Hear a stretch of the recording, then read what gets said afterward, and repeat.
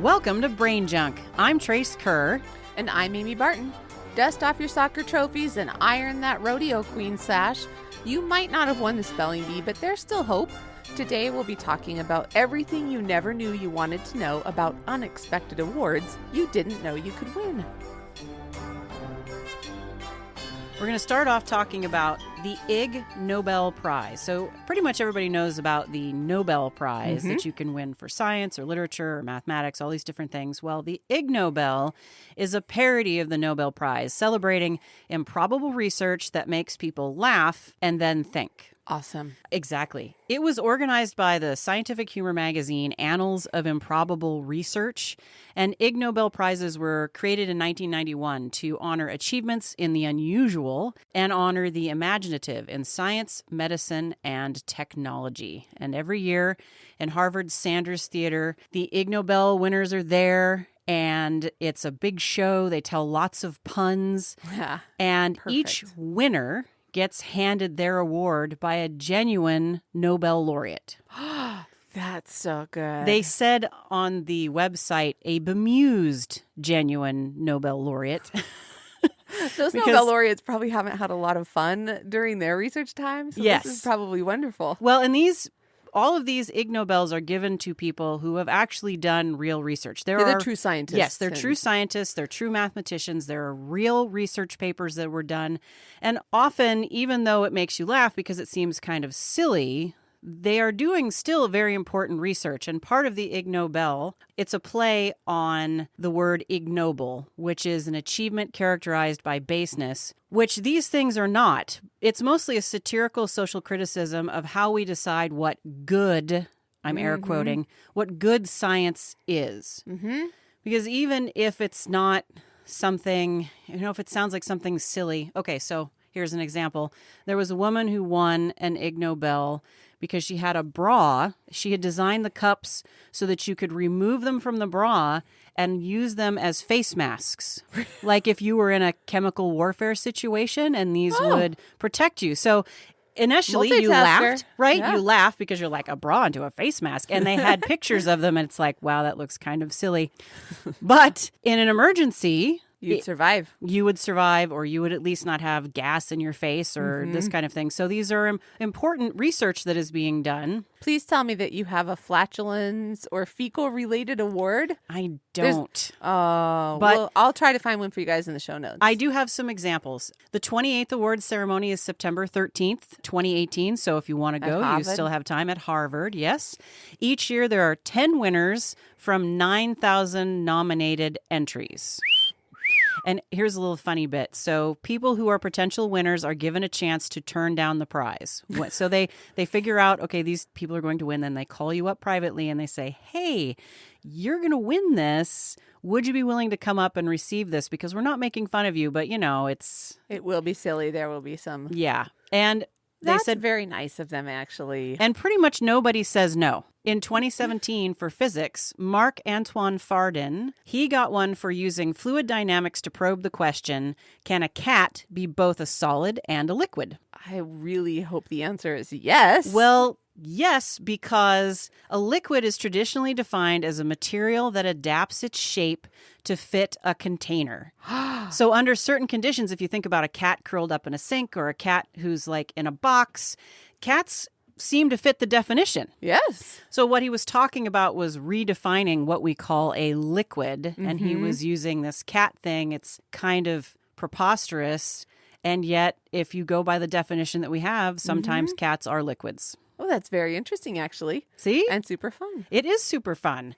In 2016, for biology, it was awarded jointly to Charles Foster and Thomas Thwaites. So Charles Foster is a biologist. He goes deep diving into trying to emulate the way the animals act because part of the method. Yes, well, because part of the problem when you are observing an animal is you're disturbing its environment. And so the thought is you're not actually getting pristine data because you just being there observing them might change their behavior. Because you're eating a Cliff Bar. Or you smell funny or, this kind of thing. So what Thomas Thwaite did was created prosthetic extensions for his limbs to help him move in the manner of those animals. Wow. So what he's most known for is they made him a getup so that he could live with goats in the wild. There are prosthetics for his arms and his legs, so he's hunched over and he can climb and walk, and he looks very goat-like. Does he have a furry suits? Is he going commando? You know, I didn't see a furry suit, but he must have had a furry suit because visually, visually he'd be bent over, but he wouldn't look very goat-like. They showed several prototypes of his equipment, and he did it for several days, and it did not look comfortable because his hands are jammed into what would be the kneecap of the front legs, and then he's rigged up on this thing, but. So, okay, it might seem kind of silly, but here's a scientist with serious commitment to getting real data. I mean, they've been doing Ig Nobels since 1991 and 10 winners every year.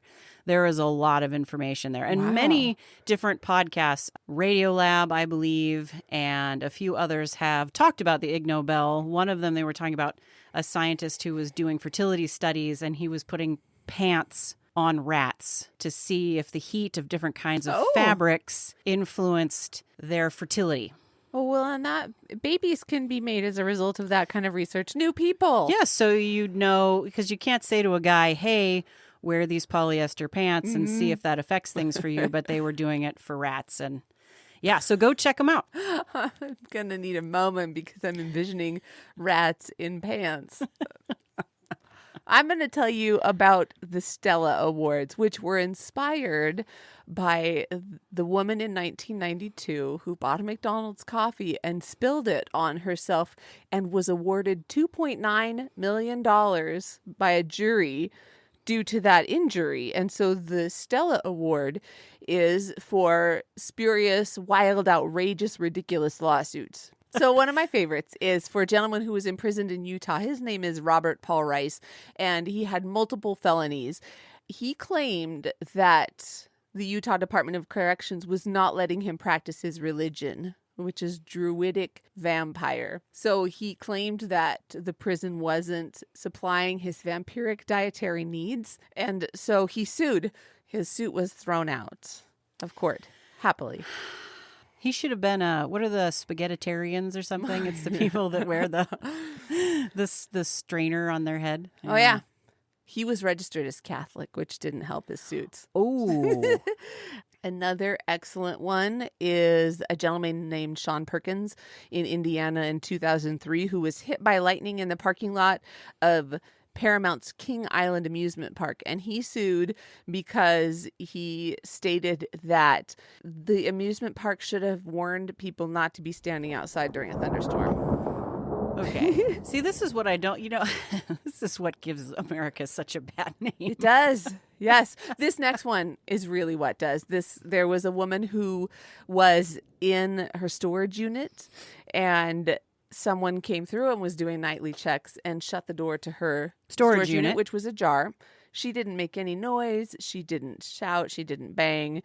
So whatever she was doing in there, she did not hear the door close. She was in there for 63 days and barely survived, and was originally about 150 pounds, made it down to 83 pounds, and was finally freed. But the court was really asking, why didn't you just make some noise when they shut the door? So they were a little concerned about the dubious circumstances. How big? I know, because I've had storage facilities, and usually they're not very big, maybe 10 feet long and maybe 10 feet wide. And somebody closing the door, you would notice. And then why you weren't banging on the door constantly, The jury found that she was pretty close to 100% responsible for her own predicament.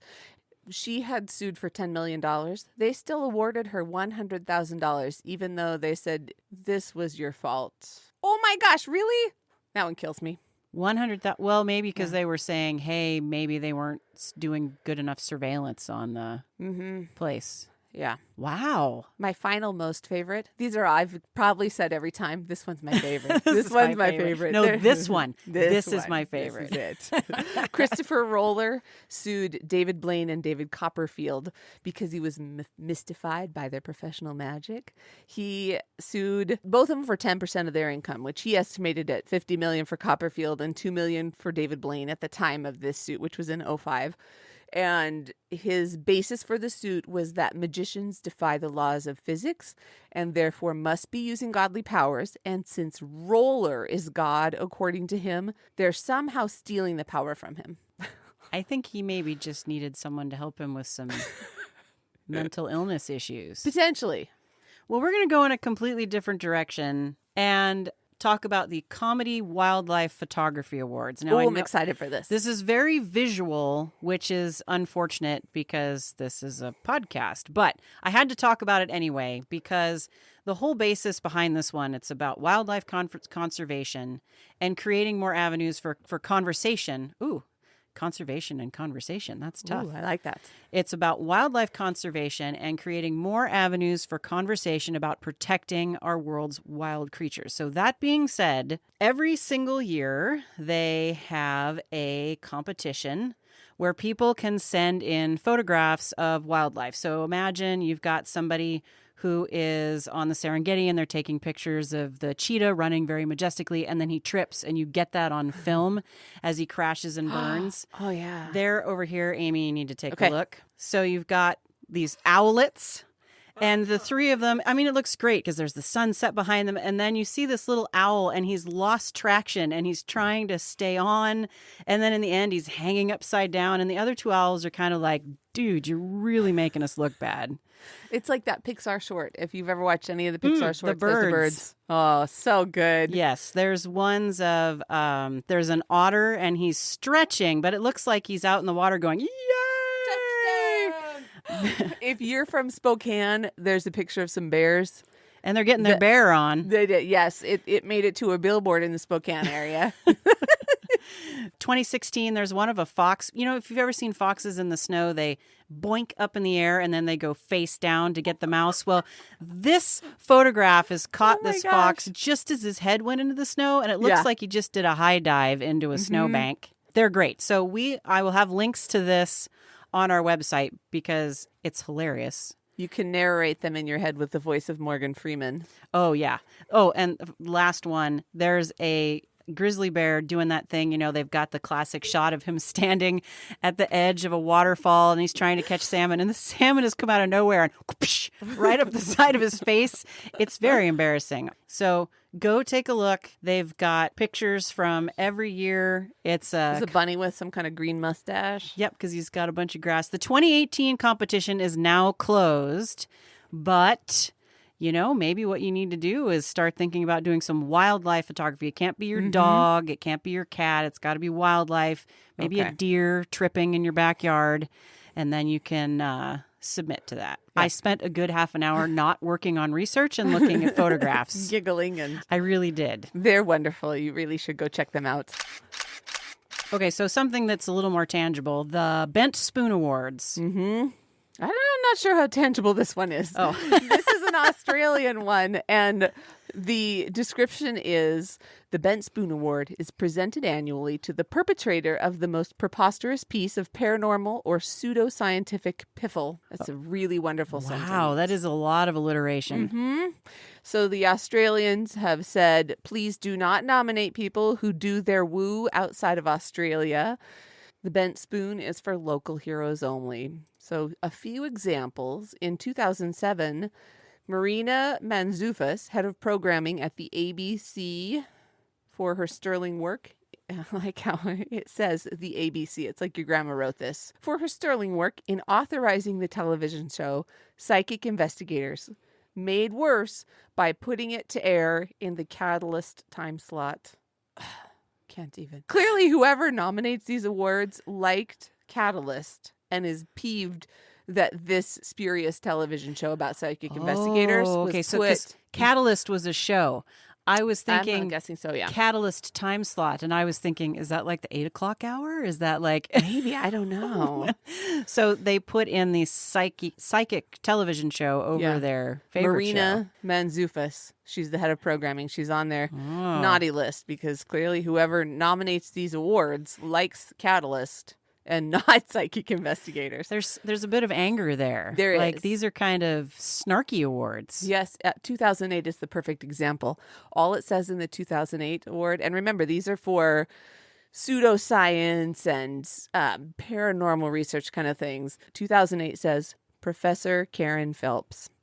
That's it. That's enough. That's it. It's just everything about her offends the Bent Spoon Award nominating committee. Everything. I'm sorry, Professor Phelps. Oh my God. I didn't Google her because I just want that mystery to live on. Oh, poor thing. Poor Karen. Maybe she got lots of new clients or something, or I don't know. She's a mystery. 1990s award was for Mafu, who is the multi-lifed entity channeled by Penny Torres Rubin, and who, despite millennia of experience, was remarkable for the banality of his or her pronouncements. That's also a really nice way of saying you're full of it and you're really old, but yet you have no wisdom. I love you, Australians. I know, right? You make me super happy. At least the Bent Spoon Australians. The rest of you, I'm not sure, but the Bent Spoon people are. Oh no, I'm sure. terrific. I mean, you have mammals that lay eggs, and you have the Bent Spoon Awards. I think we need to go. Yeah, we're looking for host families. My next favorite, among all my favorites, is the Diagram Awards. And these come out of, I'm sure there were guys at this book convention in a bar. They're like, some of these titles are ridiculous. We should nominate award for weirdest title. And so this award came in 1978 at the Frankfurt Book Fair. It was proposed by Trevor Bonford at the Diagram Group. And it is celebrating the book with the oddest title. Hit me with some titles. 1978, the inaugural year. Proceedings of the Second International Workshop on Nude Mice. Nude. Presumably all mice are nude, except for They're not. They're wearing fur. Gah. some of them might be wearing experimental pants. They could be. And then they would not be naked. Yeah. 1985, natural bust enlargement with total power. How to increase the other 90% of your mind to increase the size of your breasts. I don't know if I can include that one.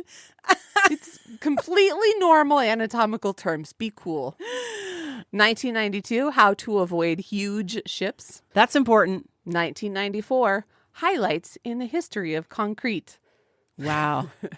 I'm feeling tired just thinking about that. I thought it was wow. Except there's a surprisingly awesome podcast episode where they talk all about concrete, and it is surprisingly awesome. So maybe not as boring as the title sounds. Maybe. 2002, living with crazy buttocks. Enough said. Here's one for my dentist. This one's for you, Dr. Jones. Managing a dental practice. The Genghis Khan way. I don't think Dr. Steve is managing the Genghis Khan way. He's super nice, and all of his office staff is So where too. are they going with that? Their billing practices are very aggressive. They're very yes. You want that tooth to stay in? You're going to pay your bill. You use 3 spit cups, $5 each. What? Mm-hmm. And a horse. I'd like a horse. Yeah. These awards were so delightful to the industry folks that they spawned the Bulwer Lytton Fiction Contest.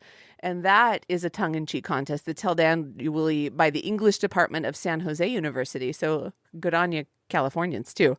And it is for the opening sentence of the worst of all possible novels that is deliberately bad. Okay.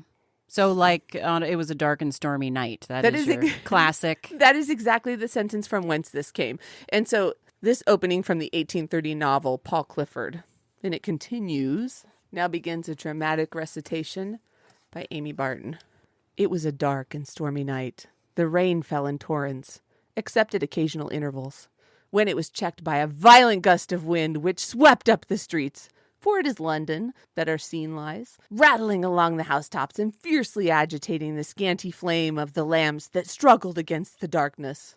So that's the spurious sentence. That is a spawned really this. long It's sentence. really descriptive of it was rainy and stormy. Except at times. So the Diagram Award spawned this Bulwer Lytton contest, and the Little Lytton contest is then for the shortest version of the worst sentence. And so, for example, 2001, Turning, I mentally digested all of what you, the reader, are about to find out heartbreakingly. Oh, that's really bad. Short, terrible sentences. That's my awards. They're good. They're bad and so good. They are bad and so good. More bad but so good awards. We're just going to hit on very quickly. I was thinking about the high school most likely to awards. Oh, yeah. So here in the United States, high school is done. We've got a yearbook every year, and it's got pictures of everybody, so you can look back in 20 years and go, why did I choose to wear that sweater? Yep. But one of the things we like to do to the high school seniors on their way out is highlight 20 or 30 of them with Most things likely like to succeed. most likely to succeed or most likely to go to space or most likely to win an Oscar. But there are some weird ones. I was looking through my high school yearbook, and there was, well, most changed isn't so bad, but there was sidewalk driving. And looking at the picture, I remember that these two were really bad drivers.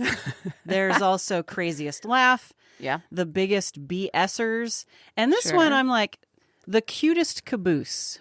Oh, I don't think that would be in a modern yearbook. No, and another one was Best Legs. But what was funny about The Cutest Caboose was that she had on a sweater that covered her butt. It was almost like she decided to defy them. That's And you know excellent. what? You've also made it to the end of this episode. An award for all of you brain junkies. Yay! So please come visit us at brainjunkpodcast.com. We might not have an award for you, but we will have pictures and show notes about all these different awards. Oh, well, definitely we'll have pictures. You've got to go look at the wildlife pictures. Oh, yeah, for sure. And for this and other wonderful episodes, look for Brain Junk wherever you find your podcasts. And while you're there, don't forget to like and please subscribe. Yes. We tweet at MyBrainJunk, and you can also find us on Facebook and Instagram at BrainJunk Podcast. Trace and I will catch you next time when we share more of everything you never knew you wanted to know, and I guarantee you will not be bored.